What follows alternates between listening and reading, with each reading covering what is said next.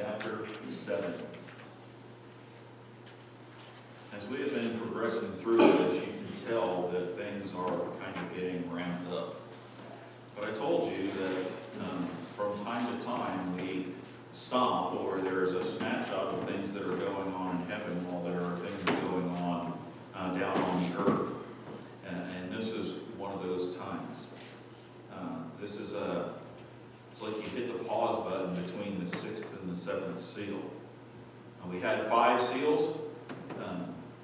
The 4 horsemen come out and they do their thing, and then the 5th seal you see the martyred that are gathered together under heaven, and then we kind of hit the pause button there. All the judgment's still going on the earth, but God takes us back to heaven and shows that He is in control, and that it's not quite time yet to avenge the ones that are gathered underneath the altar there.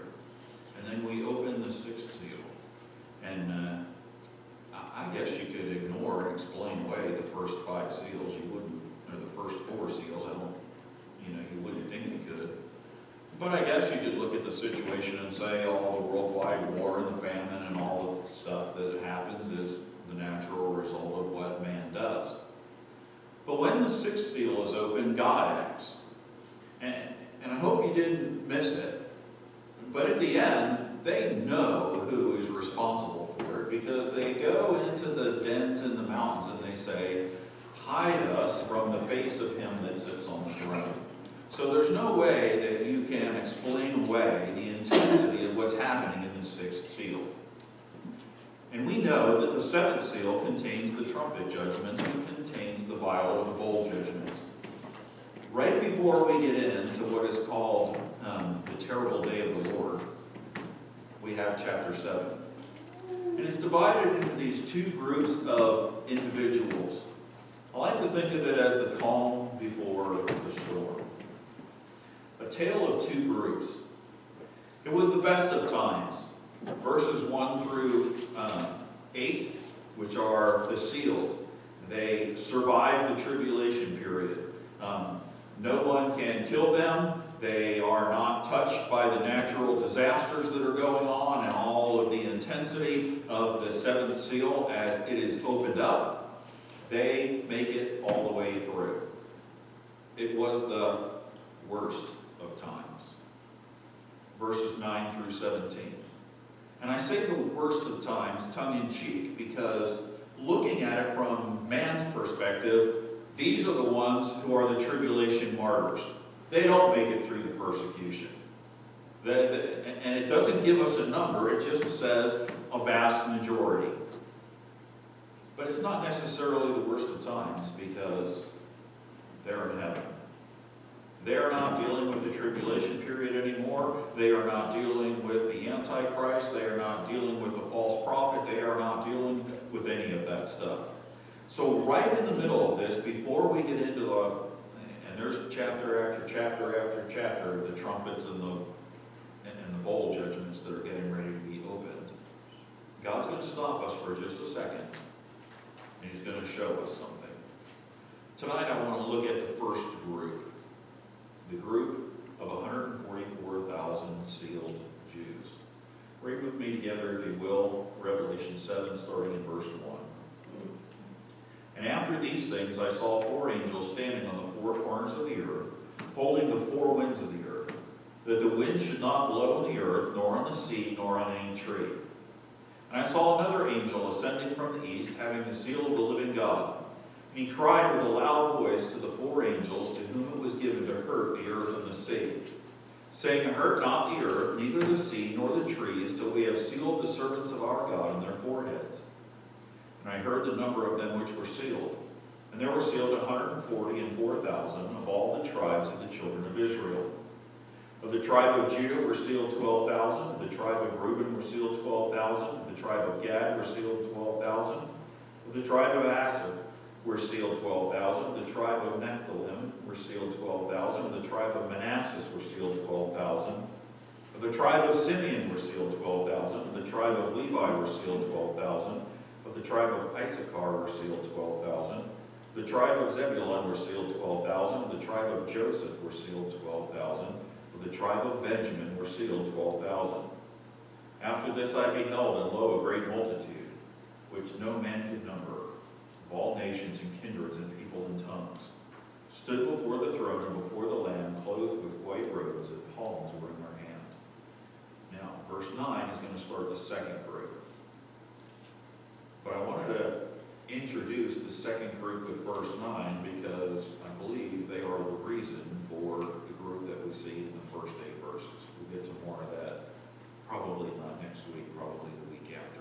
Let's bow for a word of prayer.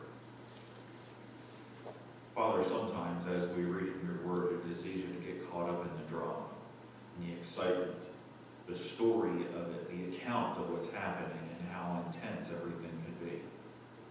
But it is important that even in these moments where we catch our breath or that we pause, that we learn something significant about you.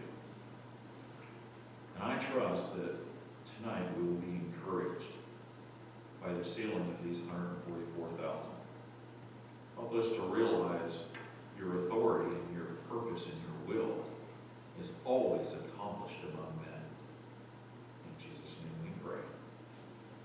Amen. The first thing I want you to see is the pause. We see this pause in the first 2 verses in the beginning of verse 3.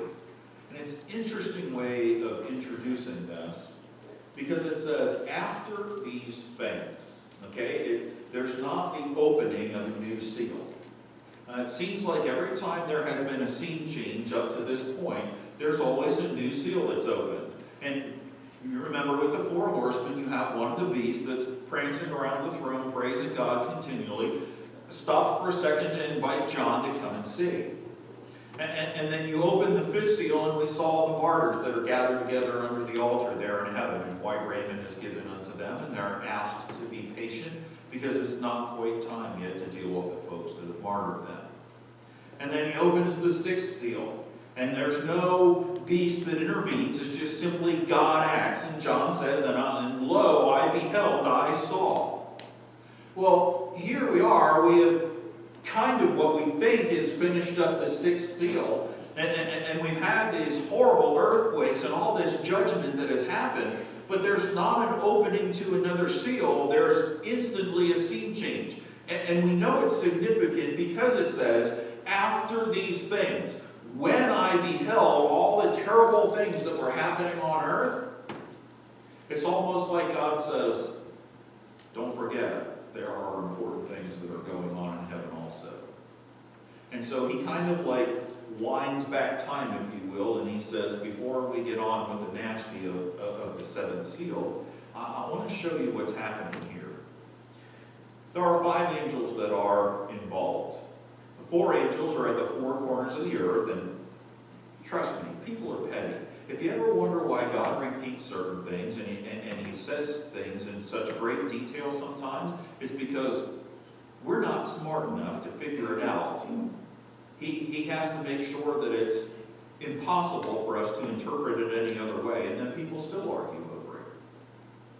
He does that in Genesis chapter 1 when he talks about a day. He says yom, Hebrew word for a literal 24-hour period of time. If he wanted to say a time span or something like, there are other words that he could use. But because he knew that we were going to try to explain it away, he says the morning and the evening, a phrase that always refers to a literal 24-hour day. And when you take morning and evening and combine it with yom, it can really only mean one thing. But we're stubborn. And so he has to say the first day, and the second day, and the third day. And there's no other place in the Bible ever that when he uses a number, and when he uses morning and evening, and he uses yom, that it could mean anything else but a 24-hour day. Well, he's going to do that here with the 144,000. And I was reading, and you have commentaries, oh, this refers to the church, and this refers to, and this refers to, and this refers to. Listen, God is not trying to say that the earth is square and that there were 4 angels standing at the 4 corners of the square earth. That is not what he's saying. I mean, if you look in passages in the Bible, he tells you, one of them is very specific, and he hung the north on the empty span. Well, what do you mean he hung the north? Well, that's how he makes magnetism work. folks. Don't ask me to explain it. I wasn't there and I don't understand it, but he does. What this is simply referring to is you have four angels that are at the four corners of the earth like the compass points, the north, the south, the east, and the west. And then you have a fifth angel that is ascending from the east. You say, what's the purpose? What's the mission? Well, you have four angels who are holding back the winds of God's judgment. And Daniel chapter 7, verse 2, talks about this same thing. And it's very clear what he is referring to. There are times where God uses this phrase as a phrase of judgment. Daniel spake and said, I saw in my vision by night, and behold, the four winds of the heavens strove against the great sea. We talked about when we were in Daniel how that's a strong term, strove against the sea.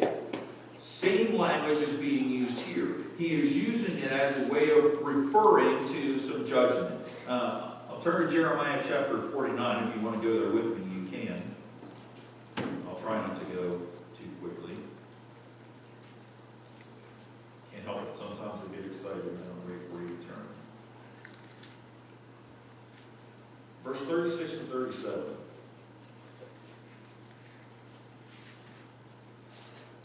He's talking about judgment here. He says in verse 36, and upon Elam will I bring the four winds from the four quarters of the heaven. Now, every time I research this, he uses the quarters of the earth and the corners of the earth interchangeably. Okay, no difference. It's not telling us that the earth is flat or that it's a square. He's just saying from the four parts of the earth. And I will scatter them toward all those winds, and there shall be no nation whither the outcasts of Elam shall not come. For I will cause Elam to be dismayed before their enemies, and before them that seek their life, and I will bring evil upon them, even my fierce anger, saith the Lord, and I will send the sword after them, till I have consumed them.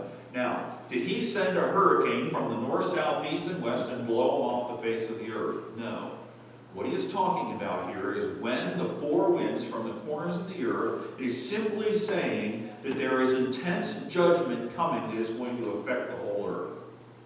And he says, I will blow them to the four corners. In other words, he's not going to do something that's going to spread them in a little part of the Middle East.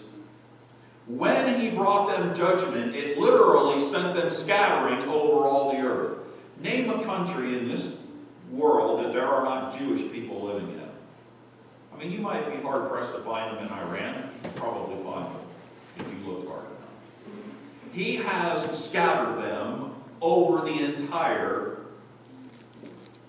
earth. That's the point that he's saying here. Matthew 24:31 is a parallel passage. If you want to turn there, he mentions the same thing. We don't have time to go there. It is symbolic of affecting the whole earth.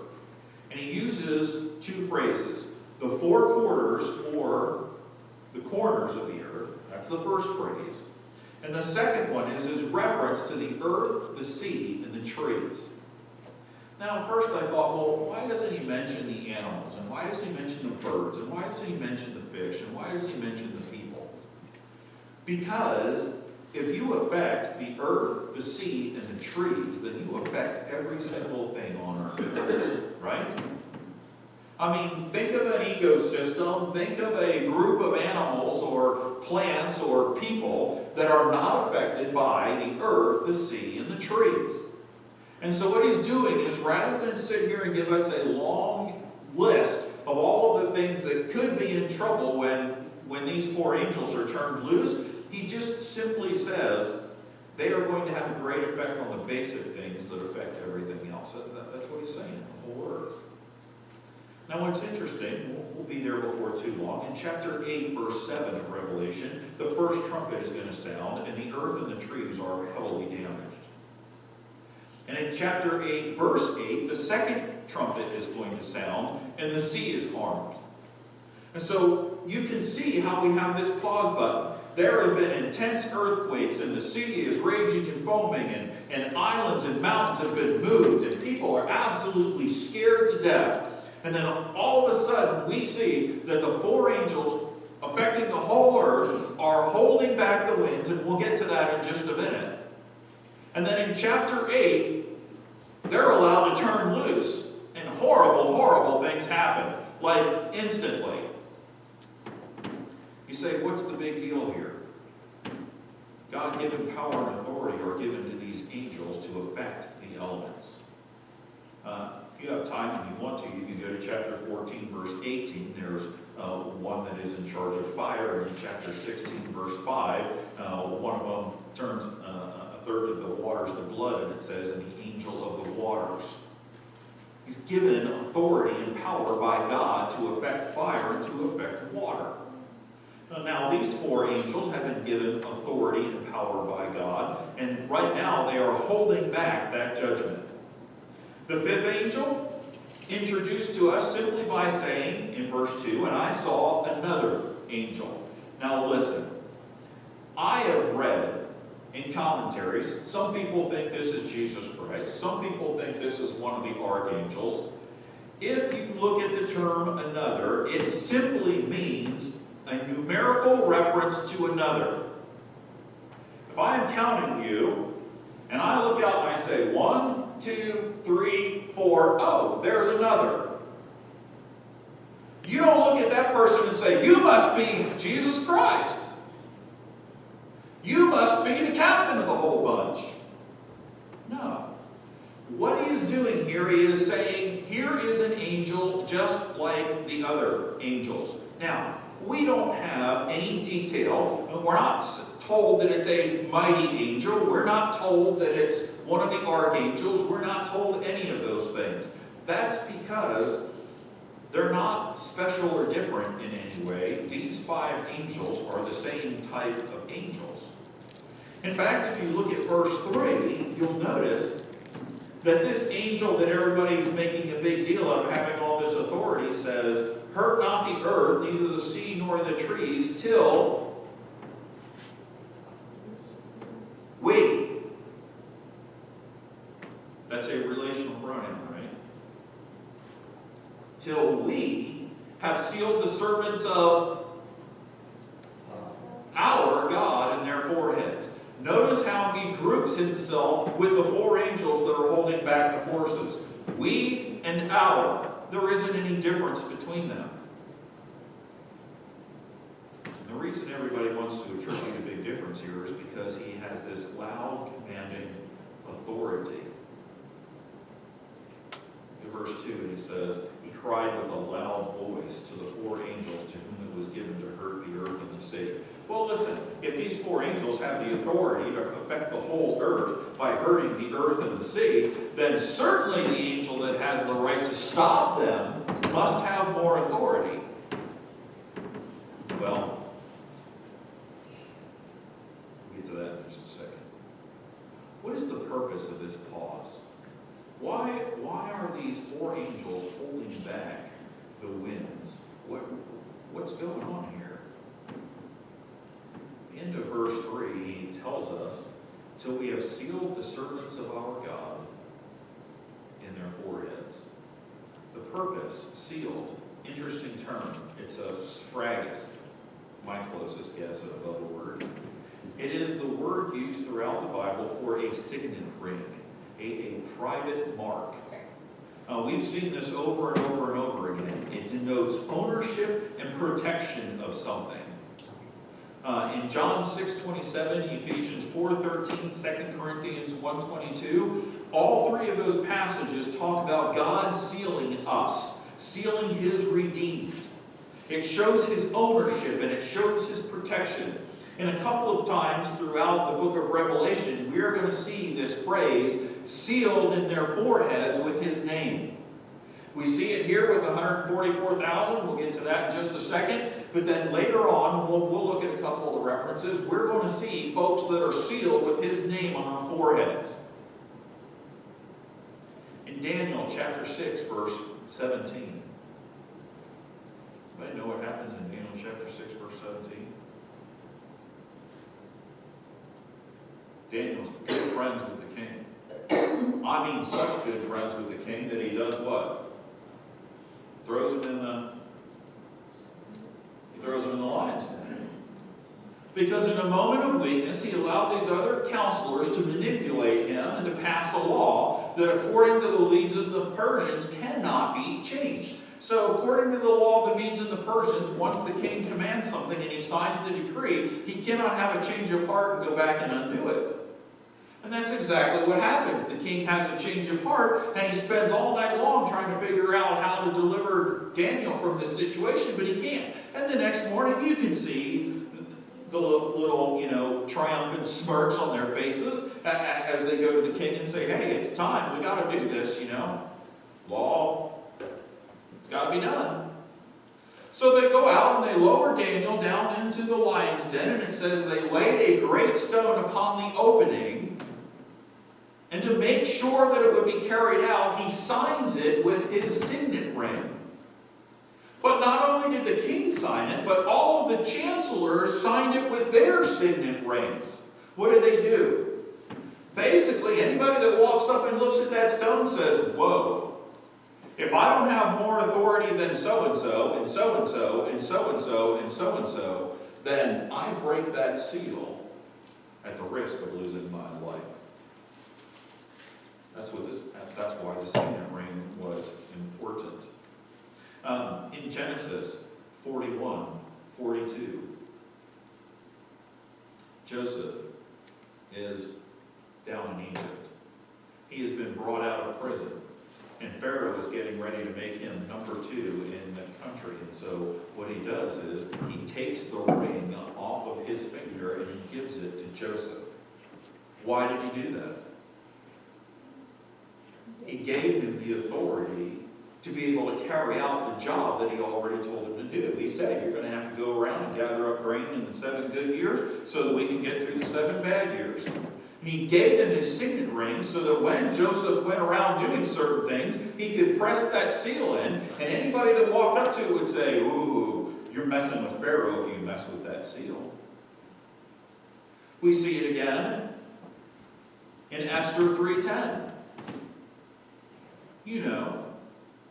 Haman's running around trying to get the Jews all killed, and he does the same thing. He talks to the king, and he gets this thing done. The king takes his signet ring off, and he hands it to him, and he goes out, and he seals the proclamation.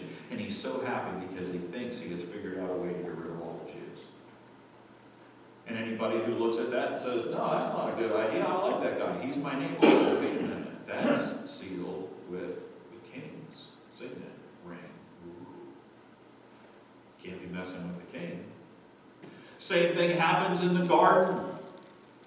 They take Jesus' body in there, and all the priests are worried. Hey, wait a minute, we got to be careful here because he said he was going to raise on the 3rd day. And so they go and they get Pilate to send some centurions down there, and they seal the tomb.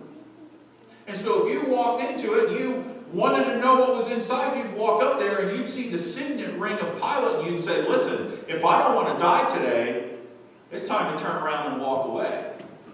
So the importance of this thing is, they're saying, wait a second, before we get ready to unleash this horrible doom on the earth, God is going to seal in the foreheads 144,000. He's going to write his name on their head. It denotes his ownership and his protection. And just like nobody would walk up and say to Nebuchadnezzar, well, maybe you weren't thinking right when this happened. Or maybe somebody would walk up to Pharaoh and say, I don't care about Joseph, I'm not going to. Or somebody would walk up to King Ahasuerus and say, sorry, but I don't agree with what Naaman's doing. Or somebody would walk into the garden and tell the Roman soldiers, take a hike, buddy. I'm going in there anyway.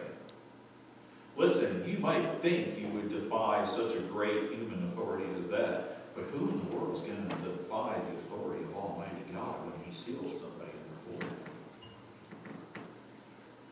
Go with me to chapter 14, verse 1. What is this seal? Always interpret Scripture with Scripture.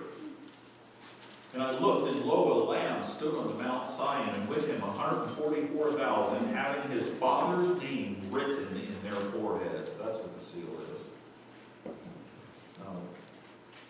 We'll get back to more about that later. The forehead, why the forehead? Because it is easily seen. Antichrist does his counterfeit in chapter 13:6 when he gives the mark of the beast either in the forehead or on the back of the hand. Everything that God does, Satan tries to imitate. And so here in chapter 7, we see these 144,000 that are sealed, and it's going to be a few chapters yet before the beast and the Antichrist are going to come to power. But the mark of the beast is going to come out later on. He's going to say, all right, you want to mark yours, I want to mark mine. The only difference is, he doesn't have God's authority. And those that accept the mark of the beast are eventually going to stand before Jesus Christ and give account to him someday. But the ones who accept God's mark are not going to stand before the beast to give account to him. He doesn't have the authority to do that. What's interesting is, I went back to Genesis chapter 4 and verse 15, and I was reading about Cain and Abel. I never understood this passage, and I guess maybe I never will, but it gives you a little bit more insight. Cain is told that he's going to suffer this horrible judgment. He has to roam the earth, and he's worried that somebody's going to find him and kill him. Isn't it funny? Just like that, I'll murder my brother, but I'm worried about running around the earth and somebody doing the same thing to me. And God puts a mark on him, lest anyone should find him would hurt him. What mark did he put? Well, I doubt he sealed him with his name on his forehead. I don't know. But he marked him somehow. And folks knew, you don't mess with this guy. There was an authoritative mark on him that Cain bore his judgment and could not get out from under. Why? Why mark these 144,000? Well, if you'll go back to chapter 7, you'll notice that it doesn't say. But in chapter 9, verse 4, we see that there is protection from the disasters and there is protection from the persecution that's going on. And it was commanded them that they should not hurt the grass of the earth, neither any green thing, neither any tree, but only those men which have not the seal of God in their foreheads. Now this is talking about the locusts, and it's going to be a little while before we get there, but the locusts are coming out of the pit. And I'm going to tell you, torment takes on a whole new meaning when these things start attacking people. And it specifically says, listen, you can't touch the earth, you can't touch the green things, you can't touch the grass, and you can't touch these 144,000 that are sealed in their foreheads. But all these other men that are running around out here, have at it. So while there is no definite reason given for us in chapter 7, later on we start to see that these folks are safe from the natural disasters that are happening here, the judgments by God and the persecution by the Antichrist and the false prophet, the beast. Who is involved with this? What are the people that are involved? There's some information here that's easy to overlook, and there's a lot of, we'll talk here in just a minute at the end about some false things that go on about the 144,000. First thing I want you to see here, there's a very, very important term that this angel uses. He calls them servants. Hurt not the earth, neither the sea, nor the trees, till we have sealed the servants of our God in their forehead. Does anybody want to guess what that word is? We've looked at it multiple times. Starts with the D and ends with doulos. Doulos. It's one of the two terms that God uses throughout the Bible to describe his servants. Now, what's interesting about this is, these are not people that get saved. Okay? He is not putting a mark on their forehead and that is their salvation. That's not what's happening here. Or he wouldn't call them what? Doulos. The only time you ever refer to a doulos throughout the entire New Testament is referring to someone that is already redeemed. Okay? So this is not their salvation. This is someone who has trusted Jesus Christ as their person. You say, what's the big deal? Listen, all of the folks that were saved were raptured before the first seal was opened. Right?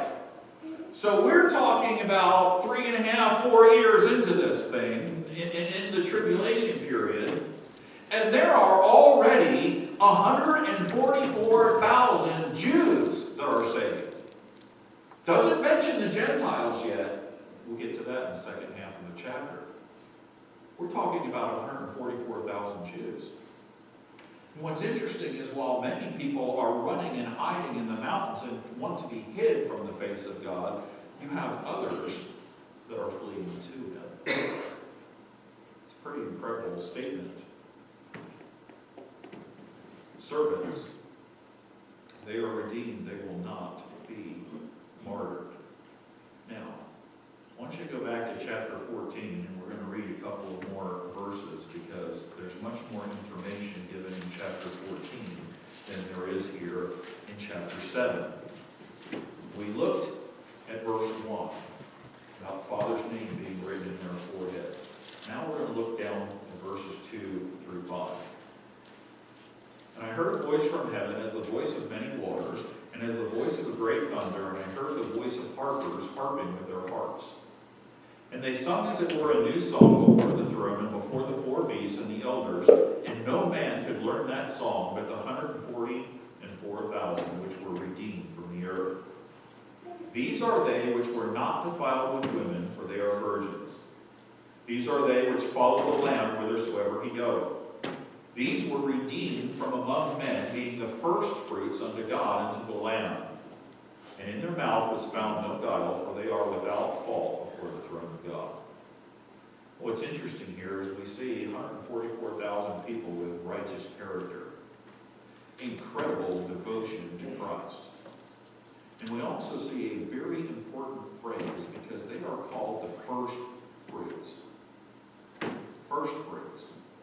Now, if you're going to have first fruits, then what is typical that happens? There's a lot more to come. And what is interesting, when Jewish people would tithe, they would tithe of their first fruits. They didn't wait until they had gathered all of the grain in to give a tithe. They started gathering grain, and because they knew and because they were aware that God was going to bless them, they were willing to give of the very first that they took in, because they knew that there was much more to follow. If you apply that principle, he is making such a big deal out of these 144,000 because he says they are the most effective missionaries the world has ever seen. In the midst of the worst situation the world has ever seen. On one side, you have poor Noah, who is preaching for 100 years while he's building the ark, and no converts. And when you get on the other end of it, and here we are in Revelation, you have these 144,000 who go out. They don't have to worry about being martyred. They don't have to be worried about living through all the judgments and the disasters that are pouring out. They simply walk around with God's name on their forehead, sharing the gospel with reckless abandon, total devotion to Him. And in a couple of weeks, when we start in verse 9 of chapter 7 and see, we're going to see a vast majority of people that I believe were the fruit of what these 144,000 have accomplished in the few years left in this tribulation period. Incredible, incredible reaping. Go back to chapter 7 real quickly. Sometimes you have folks that say, well, I believe that I'm one of the 144,000. Here's another one of those times where God has to say things over and over and over again because He knows we're stubborn and ignorant. Look at the end of verse 4. And there were sealed 144,000 of all the tribes of the children of Israel. Now, if you read that anywhere in the Bible, you would say that these 144,000 people have to be. Is there any other way you can interpret that? Do Do you want to know how many commentaries I looked at? People arguing that this is representative of the church, and this is representative, and this is representative, and I'm thinking, come on. Do you only have 2 brain cells left fighting for survival? Look at the next verse. Of the tribe of, representative of which part of the church? Now the reason they do that, he says, of the tribes of Israel, and he turns around and he names each tribe. Now you probably didn't notice, but there's 144,000, 12,000 from each tribe, except I never read Dan's name in that list. Dan's excluded. And Levi was included. There are multiple ways, and I spent a little time looking this up, and then I didn't have enough brain cells left to think about it. There are multiple ways in which the nation of Israel is listed. Sometimes they are listed in order of birth. Sometimes they're listed in order of size. Sometimes they're listed according to where they settled. Sometimes they're listed dividing up the 10 tribes in the north and the 2 tribes in the south. This is the only time and the only place they are listed in this way, with Dan missing and Levi included. And I found several references where a lot of folks believe Dan is the tribe that was wholly given to idolatry. That's the phrase that is used of them on several occasions. And so I wonder if they are not allowed to witness for Jesus Christ during the tribulation period because of their strong rejection of him when they were a legitimately known tribe. So, I don't know. The Bible doesn't say. God doesn't choose to tell us. But all we know is Dan is excluded, and Levi, who normally isn't included, because Levi doesn't have an inheritance among the other tribes, but Levi is included. And you'll notice there's no inheritance. Equal representation. It's not dependent on size. He doesn't say, well, Judah's the huge tribe in the south, and Benjamin's just a piddling little group. You know, I mean, what in the world can Benjamin do? And he doesn't say, like we've been studying in Hosea, Ephraim, I mean, they're the big tribe from the north. But Naphtali? And when you go through and you read when the nation of Israel is getting ready to go to war, you have certain tribes that would send like 300,000 individuals. And you would have other tribes that would only send 20,000 individuals. Why? There was a huge disparity in the size of some of these different tribes. But when it comes to the 144,000, there's equal representation. He takes 12,000 from each tribe. But I told you it's important that we learn something not just from the judgment, but also in the quiet times. And here's one of the most important things. Not only do the angels act by God's authority, not their own.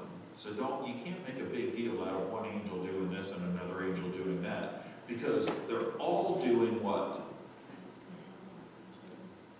the boss man told them to do. They do it with his authority. They do it with his power. And they do his will. That's takeaway number 1 in this passage. Listen, we get bent out of shape over a lot of things, but when God says, go ye into all the world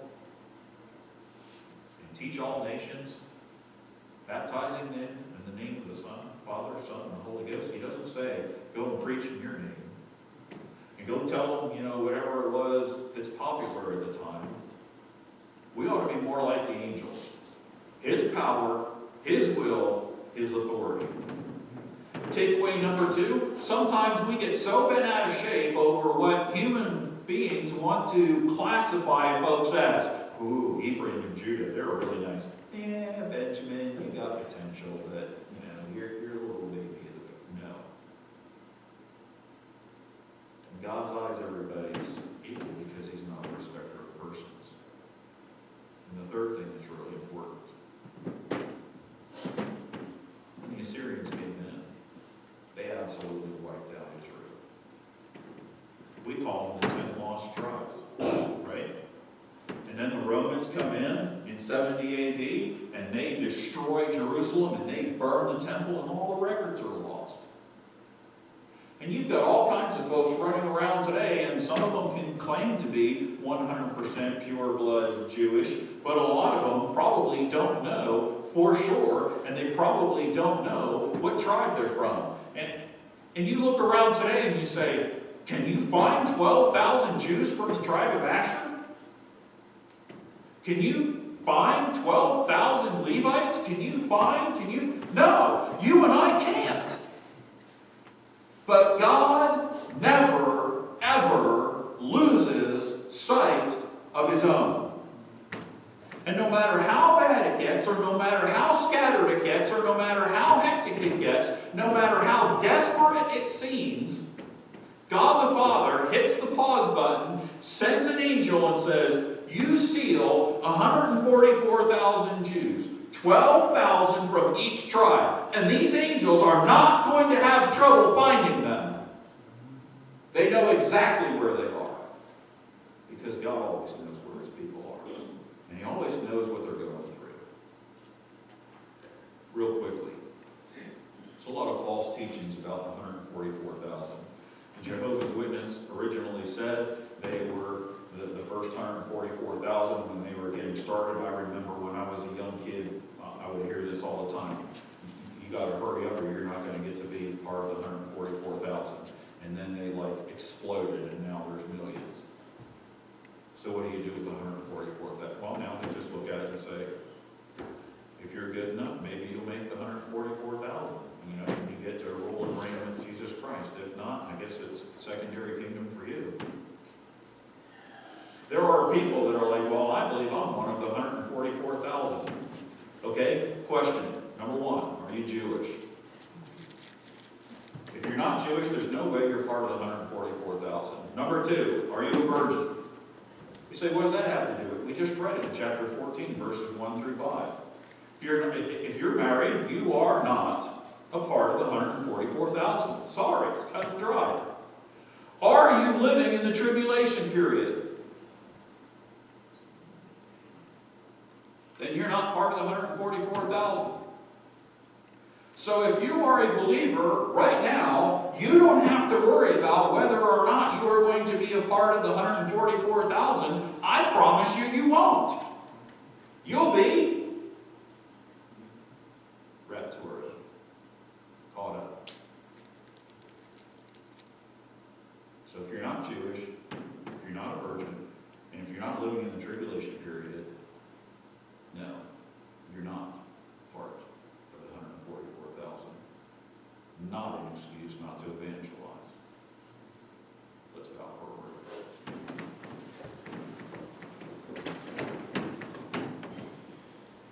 Father, it is encouraging in the midst of all the tribulation that's going on and all the suffering that's happening to know that you are still accomplishing your will. That there is still love and mercy and grace.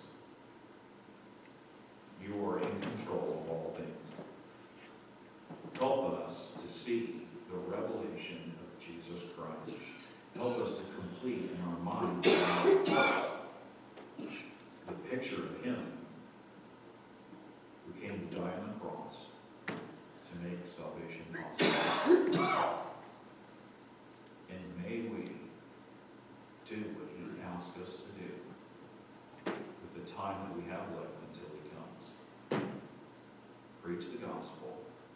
Preach the gospel.